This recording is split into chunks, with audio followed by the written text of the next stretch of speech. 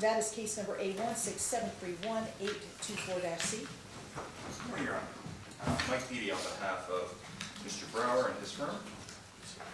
I'm Jeff Brower. I'm here on behalf of the plaintiff. My bar number is 13834. Sponsor Judd 10095. Honor Bradley Schrager on behalf of defendant Southern Highlands. Morning, Your Honor. Nate Lewis, bar number 11259, on behalf of Olympia Management Services. I'm sorry? Could Just you, want to make sure this is on. Okay. you got it? Yeah, thank you. Okay. All right. And we are here on plaintiff's NRCP 62 motion to stay enforcement of judgment pending appeal, which I did agree to hear on an order shortened time.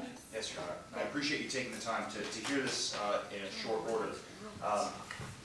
As is set forth in plaintiff's motion, we've requested that the judgment debtors be allowed to set adequate security, alternative security, by way of the residence that's identified in the motion. Specifically, There's two other properties that were also offered. as well as the two other properties that are listed. Those properties are more than sufficient to cover the debt that has been awarded to the defendants. And based on the factors that we've laid out in the motion, we believe that it's appropriate for the court to allow for the alternative security. It will not be difficult to collect against Mr. Brower. He's agreed to immediately sell the property if the judgment is affirmed. That will cover not only the judgment, but any judgment interest that might accrue during the pendency of the appeal. The complexity of collecting against Mr. Brower is not going to be difficult. Likewise, the remaining factors are met, and while Mr. Brower may be able to present a supersedious bond if absolutely necessary, the impact and burden that would place on him in the meantime, I believe, is outweighed by the appropriateness of allowing the alternative security, given that it would leave the debtors, or excuse me, the judgment creditors more than security. One of the issues that were raised by the defense is that he really doesn't own the properties, that he is a member of the LLC that owns the property. And there was something about that raised. Mr. Brower can speak to that. There have been two properties that have been offered in this supplement. In our first supplement, one property that is owned by an LLC. I'm a 25% owner of that. The second one I own is owned by an LLC, and I own 100% of the LLC. And in my declaration, I've given my permission to sell that property, and the operating agreement of that LLC, the Series LLC, gives me the sole right to make that decision. And so I've now authorized the sale of that property in a declaration, and I own that property 100%. The operating agreement gives me the exclusive right to make that decision. And that Series LLC owns that property exclusively. Okay, what about the when were you a 25% member? That's the first alternate security property. In that property, that as the defendants pointed out, that's potentially more complicated because that property has a value also well in excess of the judgment. But since I'm only a 25% owner, that there may be a reason not to grant the request for alternate security on the first alternate on that, because I'm a 25% owner, because it requires the permission of the three equity owners in that property. However, the second alternate security, with the address of 2405, has a value also well in excess of the judgment. The Zillow estimated price is $250,000 for that, and I've given documentation now showing that it's owned by a Series LLC. The Series LLC parent, I'm the only member. The Series LLC itself, the operating agreement, I'm 100% and the owner and the only member of that. The terms of the LLC operating agreement give me the exclusive right to make all decisions about the assets of the Series LLC. In my declaration, I stated that I authorize the LLC as its sole member to sell it in the event of a negative judgment, to pay the debts if there's a negative result to this appeal and money is owed. And I think that addressed all the concerns. The other concerns that the defendants had about this property in their pleadings were that they asked for a clear chain of title, and I provided 5 deeds showing that it had been transferred from my ex-wife and I purchased this together to a trust, and then after a decision by the family court following our divorce, that was transferred to the series LLC that I opened up, and that was done by Judge Pomerantz, the family court. So there's a clear chain of title there. The rent on the property, the lease on the property continues, and I provided a copy of that through the end of October 2019, and thereafter pursuant to the terms of the lease, it becomes a month-to-month lease, and so there's no potential delays there. The title, they raised the issue of the title insurance. They said the title insurance doesn't permit successors to the property to get it, and in fact, I copied an image from the title insurance showing that it does permit the successors in interest to the property to have that pursuant to the original clear title of the title insurance found. I included a copy of the recorder's, the Clark County Recorder's Office printout of it showing that the title of the property, there's no additional liens or encumbrances on the property since original purchase of it.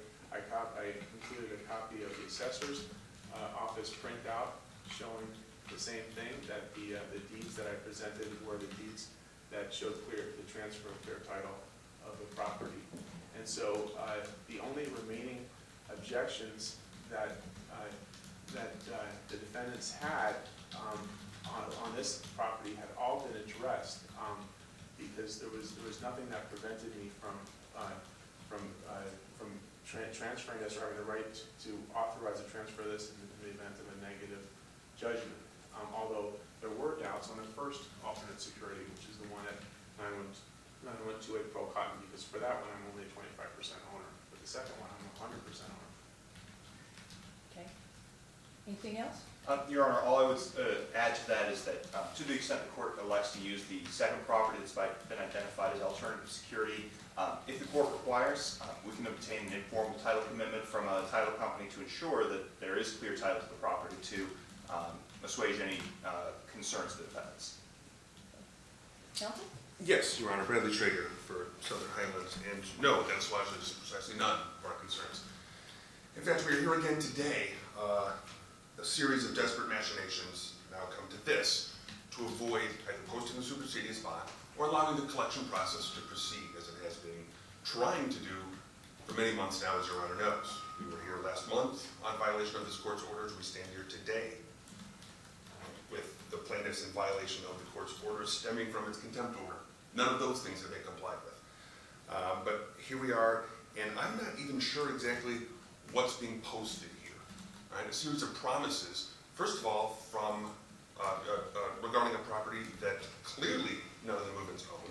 Right? It's owned by a third-party LLC, in which it emerges from the papers only 25% ownership of that. There is in no way that that can provide the court with the confidence necessary to do what a supersedious bond is meant to do, which is protect the judgment creditors during the process of appeal. That is our right as judgment creditors. The second property, movements don't own that either. So I guess what we're being asked to accept, or what the court's being asked to accept, is a posting or a filing or a promise that upon a firm affirmation of the court's ruling in this case by the Court of Appeals, that I guess plaintiffs will somehow transfer this to one of the plaintiffs, and that they will go out and get a realtor, and they will list the property. It'll sit there for however long it sits there, and they'll accept what? The first offer? It'll be auctioned off. I have no confidence in this. I don't know how the court could possibly summon confidence, given the bad faith conduct that has brought us to this moment, right?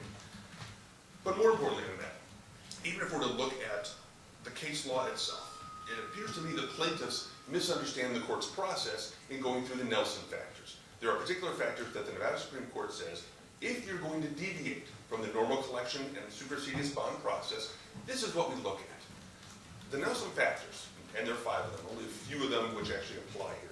The Nelson factors do not exist to analyze the proposal or the alternate security. They are there to analyze whether this court should deviate from the normal set by rule collection procedures that we've been trying very hard to get through in this case. Now, to make our record, let's go through just a few of them that do apply here under Nelson. And remember, Nelson was adopted by the Nevada Supreme Court from a 7th Circuit opinion had it called Dillon, which was about collecting from the state of Illinois. So a lot of the problems arising from Dillon, adopted by the Supreme Court, have to do with difficulty of collecting. Therefore, the court has the discretion to deviate from that process, but still protect the creditor. So number one, the complexity of the collection process. The question isn't, will it be complex for us to collect upon the security the plaintiffs are now saying is sufficient? That's not the question, even though as I laid out, it still will be.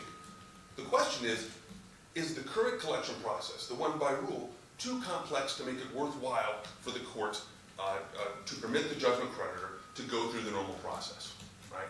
Here, that process is not very difficult. We have 3 judgment debtors. All of them are jointly and severally liable, right?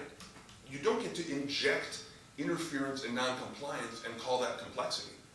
It's actually fairly straightforward. If we have the documents this court has ordered them to turn over, if we were able to sit for the judgment debtor examination, since this court has also ordered and are supposed to take place tomorrow, we would know more about this process rather than having to take these conclusions on their face, right? But the process itself, had it gone the way it ought to have, we would have collected by now. We wouldn't be here at all. None of this time and money would be spent doing any of this. By the way, you haven't received the records? That's correct, Your Honor. They were due on September the 3rd, Right, and we have to, that's not going to be the answer. okay, all right. The second factor is the time required for judgment. Well, in Dillon, that had to do with collecting from the state of Illinois would incur legislative appropriation for you to get your money. It was going to take years to get your money. Here we don't have that problem. We already have a judgment. If it's affirmed, a bond will suffice. We will collect upon the bond. Now, number 3, I think, is most important, which is the degree of confidence of the court, not my confidence, the degree of confidence of the court that the funds would be available. Well, if we're analyzing the process as it ought to go, us being able to take our judgment debtor examinations, get our documents, seek to collect upon the judgment, yeah, we don't know how confident we can be because we haven't been able to do any of those things. Right? So the court can't be confident or not confident in that. What you can certainly not have any degree of confidence in after refusing to obey court orders, dragging us through this process for several years now, I have no confidence whatsoever that the process being laid out by the plaintiffs is going to be somehow easy, that it's going to protect my client in the same way that a supersedious bond does. In fact, it's not even in the ballpark. If it is in fact that easy, what the plaintiffs ought to be doing is going to a bonding company and putting up these properties. Right? Then they'd have the bond, I'd have my security, we could all go forward. But instead, they want to make that my problem, and essentially the court's problem, after the affirmation of a judgment. I can only imagine, given all the things that have been filed in this case, the filings that are going to come after the affirmation of the judgment, when I need to go and get this money. It will be a nightmare. So I don't think the court has any confidence in that, at least not enough confidence to deviate from the collection process or the supersedious bond process determined by rule. The 4th factor doesn't really come into play here. That's the clear ability to pay. Once again, we don't know. We haven't taken judgment debtor examinations. We don't have the documents. The 5th one, that defendants would be in such a precarious position as to place other creditors in an insecure position. Okay? That factor isn't merely, oh, we should deviate from the collection process because it's going to be tough on the plaintiff. That's got nothing to do with it. What they have to show and demonstrate is that by the court saying, for example, $1 million bond for X plaintiff or X defendant, and that's going to cause problems for 6 other creditors who are in line because they didn't run and get their supersedious bond. You're supposed to take a holistic view at all the monies owed by the judgment debtor and say, you know what, we need to be equitable to all of the judgment creditors. It isn't merely, you know what, it's going to cause us a problem. Right? This whole case has been about causing problems and has caused tens of thousands of dollars of problems and many hours of attorney time just to get to this point. Under the Nelson factors, which they're analyzing improperly, and I would urge the court to look at properly, which is, why are we deviating from the process? There is no way that either of these properties, given the fact that they don't own them and the process to get them will be a mess and cannot protect my client in the same way that a supersedious bond is meant to. If they can't achieve that, then this needs to be denied. And frankly, given the fact that the first property brought up was clearly insufficient, and that there was an attempt to mislead you. Oh, we own this free and clear. This will be easy to sell. Let's pop this off. They'll have their judgment. No harm done at all. Clearly, that's not the case. They aren't the owners of either of these properties. And so I'm at a loss. You know, we've been here several times now over the years, and this is just an ongoing avoidance, interference with the court's orders and procedures, interference with the collection process. It simply has to end. We need to be able to take our judgment debtor examination, find out their ability to pay, and they need to post a supersedious bond or face the consequences. A supersedious bond gives you an automatic stay. If you fail to post a supersedious bond and get that automatic stay, you have thrown yourself upon the discretion of the court.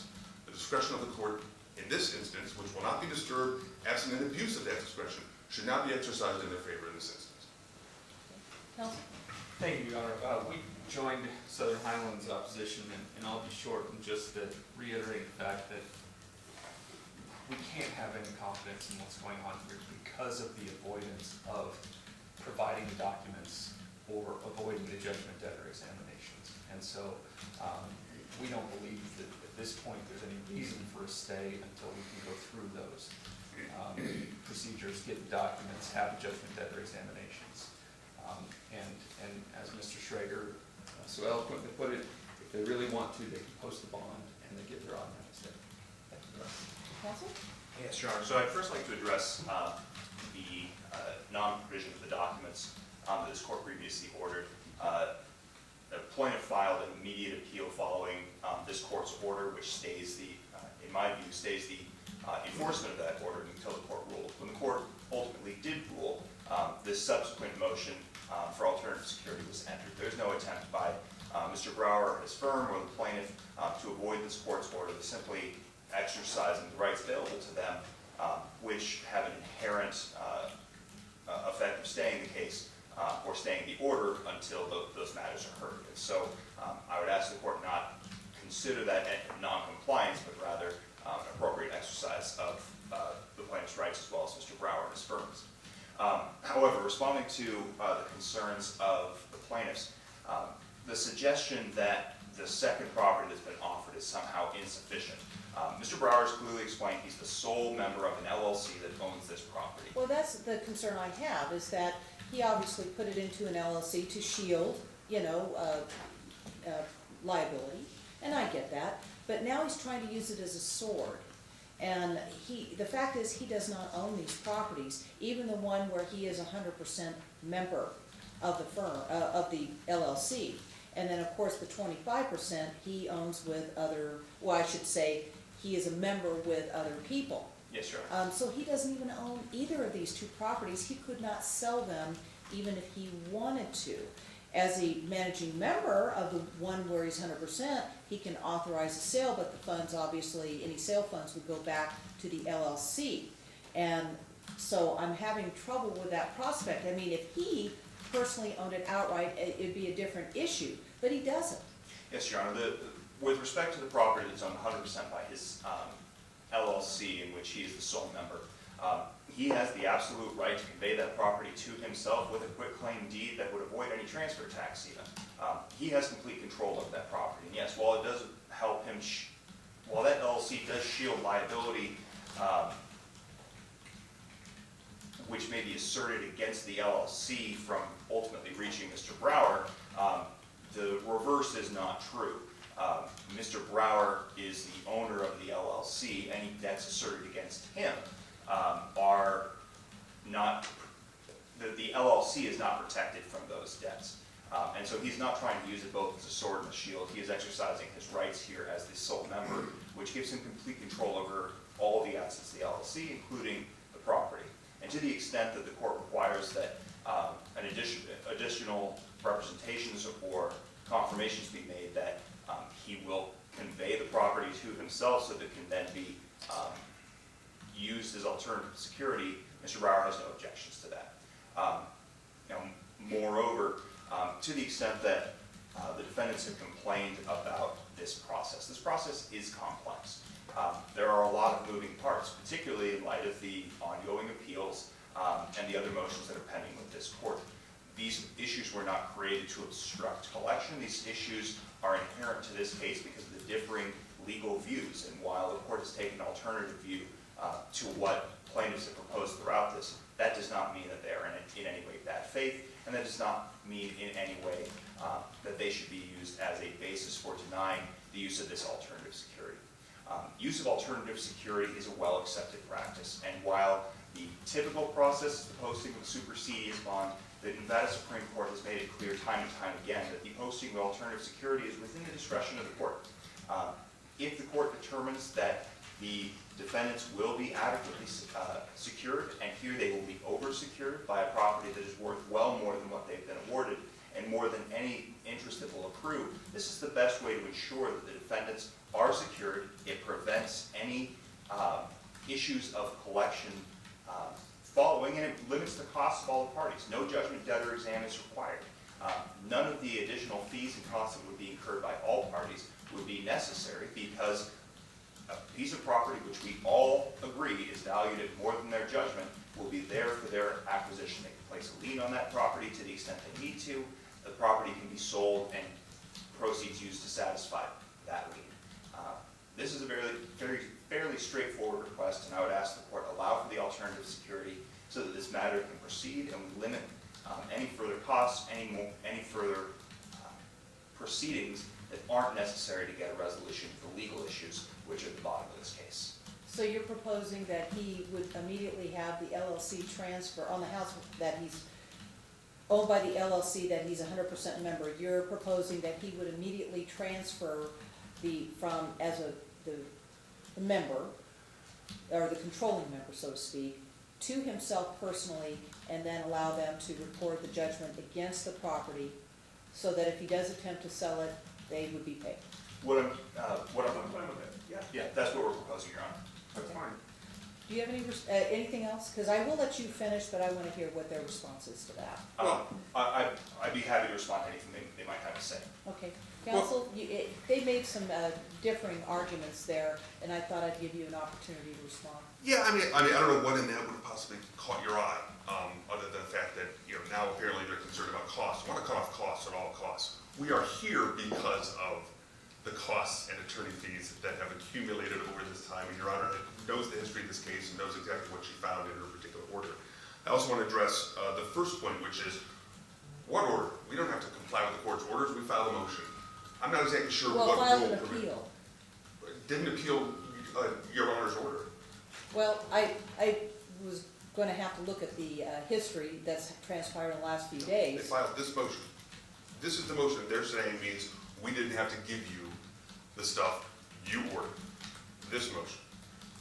I assume that'd be the argument for not having to show up tomorrow. We filed a motion. Tomorrow is the day set for 3 judgment debtor examinations, where we'll know more about all of this. We're taking all of this on their word and saying, oh yeah, we're going to do all this. Well, what are we going to do at the point of affirmations? We're going to order them to do all these things? Your orders don't matter. Right? I try to think of myself as a fairly measured advocate. Right? I come in, I make arguments, courts make orders, I follow their orders. I cannot imagine being so blithely ignorant of one's duties as an officer of the courts as to act in the way they have pursuant to your court's orders. Not just an order, a contempt order. And well, we filed a motion. Big deal. What are the reasons why we can't make all the arguments we need to? Because we never got the documents. We haven't done the judgment debtor examination that was necessary here. These machinations, we'll slide it over, it'll be fine. We all agree that it's worth. I have no idea what it's worth. There's a Zillow page saying what it's worth, okay? I have no idea what money will be in that property when I have to go through all the processes I have to get my client's money that this court has ordered belongs to them. Right? No idea what that process is. It's going to be auctioned? Is it going to take the first offer? Who knows? We're going to kick people out of their homes? I don't want to do it. You go to a bonding company, get a bond on this if it's so easy. Because that's the only thing in my mind that can protect my client's interest in its judgment, is for there to be money waiting that they can access. Otherwise, they are never going to see this. Never. So none of the things counsel brings up clear a path for us to be certain, or Your Honor to have comfort that the judgment creditors are going to be protected, which is the whole purpose here. Yes, they have a right to appeal. Yes, they have a right to post a supersedeas bond. They have the right to come to you and ask for alternate security, and Your Honor needs to be through the Nelson factors, convinced that we need to deviate from the normal process, and even listen to what they're saying about this. As we've gone through the factors, they don't mean any of these things. We don't even take the turnoff toward alternate security unless your Honor, under the Nelson factor, says, yes, enough of those apply that the weight of the evidence or the weight of the argument says you can't go any other way. You can't pay the judgment and you can't get a bond. None of that is true here. So my client, respectfully, Your Honor, asks you again to make them live up to their duties under the rule, to post a bond or take the consequences. Okay, Mr. Beatty? Yes, Your Honor. So I take a little bit of offense to the faux indignation of opposing counsel. Oh, it's real. Go I ahead, appreciate Counselor. that, counsel. Go ahead. In any event, the suggestion that this court can only allow alternative security when there are no other options available is simply an inaccurate statement of law. The case law doesn't support that, and logic doesn't support that. We allow for alternative security in order to allow for the efficient provision of justice. And the way that we do that is we allow a property that well exceeds the value of the debt, that can easily be liened, that can easily be used to satisfy a judgment. We use that process to prevent the unnecessary intrusion into the finances of an entity.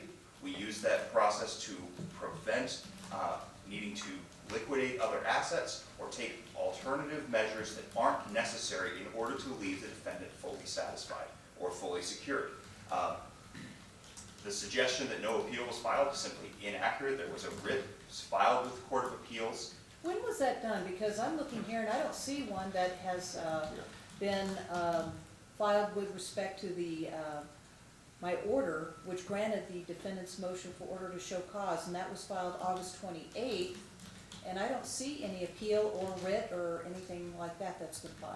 Yes, Your Honor. My understanding is that writ was filed the same day as your order. No, that a post-judgment writ is an option. And so we have, we decided to, we filed it in the same day that she signed that order. The same way you signed that order, we filed it back before you signed that order. We submitted to you a motion on shortening time because the day before, the Court of Appeals instructed us to do that. So we got that here to you before you signed that order. When they gave you the proposed order, we, as they indicated in their letter, we intended to submit edits and changes to it, but Your Honor signed that before the close of business, which was the time that they requested that we have. So we didn't have the time to make even edits to an order that found me in contempt of court. So not only here were we timely in our motion for an order on shortening cause to accept alternate security and support of this bond, but on top of that, we didn't have a chance to make revisions to the proposed order. And so our actions, we have the alternative, as you pointed out, of filing yet another writ in this case. But we... well, I didn't say anything about that. It was represented to me by Mr. Beatty that my order really should not take effect because you filed an appeal on that order, and And if I misspoke, Your Honor, I apologize. My understanding is there was a writ filed the same day as the hearing. No, that's not correct. He made a mistake. Then that's my mistake, Your Honor. There was no additional writ filed in this case. There was a request following the Supreme Court's procedural order on August 27th for a motion on shortening time to accept alternate security. There was no additional writs filed in this case. Mike made a mistake about that, if that's what he said. And that's my mistake, Your Honor, if I misspoke. And also, just to clarify, we're willing today to transfer the property to my personal name, if that would, if that would be helpful, and if that would alleviate, any remaining doubts here, I'll get that done immediately.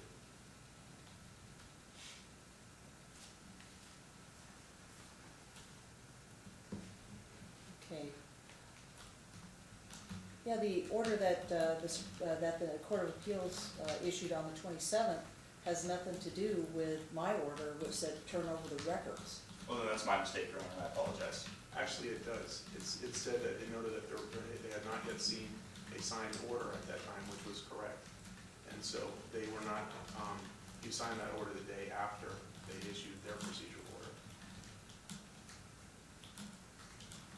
And we gave them notice of that, we gave them a copy of I that. think, Your Honor, if I can, I think I hopefully can help clarify, was that the first or the second motion for stay in front of the Court of Appeals?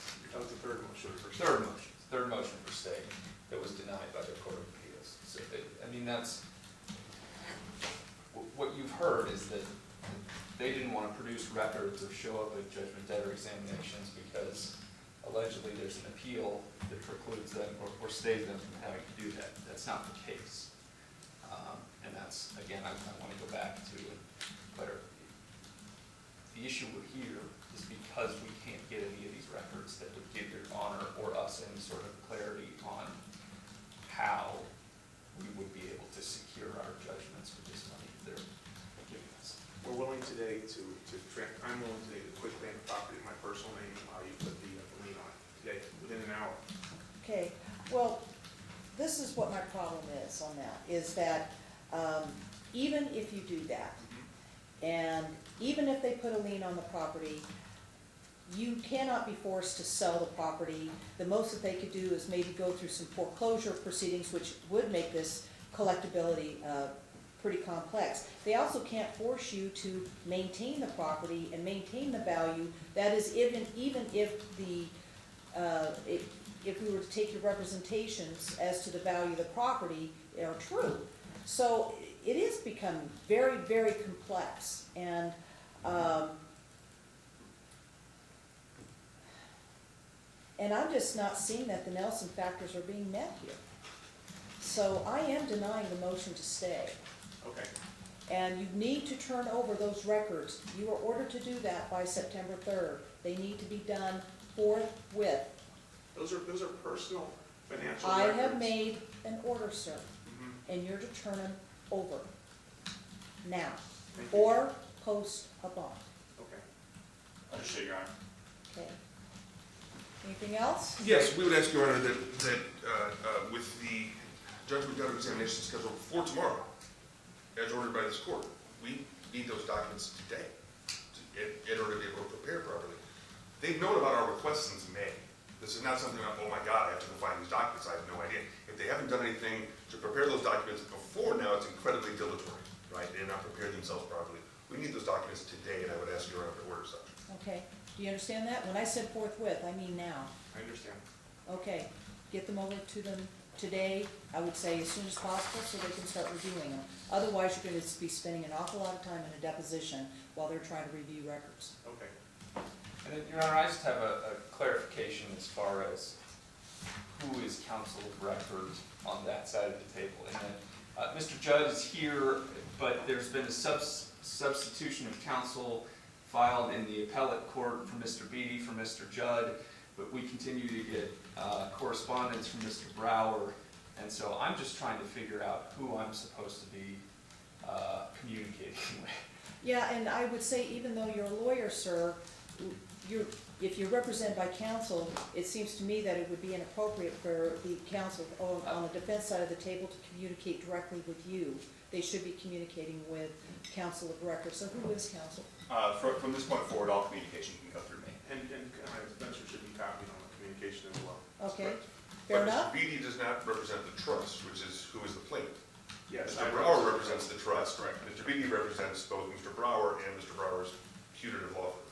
And I am co-counsel with Mr. B on those. Okay, well then, he's got to be able to communicate with you with respect to issues against his client, which is the trust, right? Okay, this is complicated. It is, Your Honor. We don't, and also I'd like you to make a ruling on we have a request to disqualify yourself here, Your Honor. As you know, you made a ruling in a quasi-appellate role on a motion to disqualify Judge Kishner, and you signed an order with a number of factual holdings on that. You've now been requested. You know, I actually saw that. Now, there is no motion pending before the court, meaning there's no motion that's pending before the chief judge. Right. You did a letter, and from what I saw, that they said that that's not the proper procedure for filing a motion to disqualify. Obviously, if one had been done, I would cease to deal with that until the chief had made a decision. But there is no motion pending No, before the there's no court. motion. And then, sir, I Yeah. will say this, that Okay. the motion to disqualify Judge Kishner, who was the predecessor, Yeah, I was at that time the civil presiding judge, and I was assigned the task of making that decision by the chief judge at that point. Yeah. But I looked over that, and I did not make those factual findings. So, I mean, the order says what it says, and I did not make factual findings that you had indicated in the letter to the chief. So I will leave it at that, but in any event, the disqualification is not before the court. When I say the court, I'm talking about the chief judge, and I am not recusing myself. There's no reason to recuse myself. I've made several rulings in this case, and if you want to file a motion to disqualify with the chief judge, you most certainly can. All right, but at this point, there's none before the court, understood. okay? Thank you, Your Honor. Okay. Thank you, Your Honor. Thank you.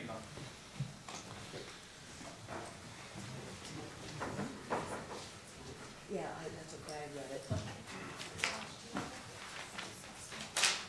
Oh, yeah, okay, we've got to go back on the record if we're already No, on. we're still on. Still on, good, all right. Not for Okay. us, though. Pardon me? Not for us. Not for you? Okay, thank you. No, no, no. Okay, page 16, and that's Skolnick versus Food in the Fast Lane. That is case number A19794-267-C, Seven, and that's on page 16. And that was 794 794267-C. On the last page, It's on the last It's page. not on? because it's not on calendar, but it's it's the last page. Oh, it's, they It's took not it on off the calendar, so it wasn't put in here. Okay, go ahead and make the So input. let me put the input here. Counsel, what case are you here on? It's not one that's on calendar, but it's kind of sort of an unusual issue, and I was wondering if you could potentially call it. Well, hold on just a second, let me go through the rest of the calendar, then I'll do that, okay? I've only got 2 matters to put on the record, and then we'll handle that.